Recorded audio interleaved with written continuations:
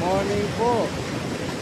Ito yung update natin ngayon kasalukuyan dito sa Santa Rita Dam. Ayan po, para mapanood po ninyo. Ayan. Ayan po yan, oh. Ayan po. Ayan po yung ating mga pangyayari ngayon sa dam natin. Ngayon po ay July 27, 2025. Ayan po.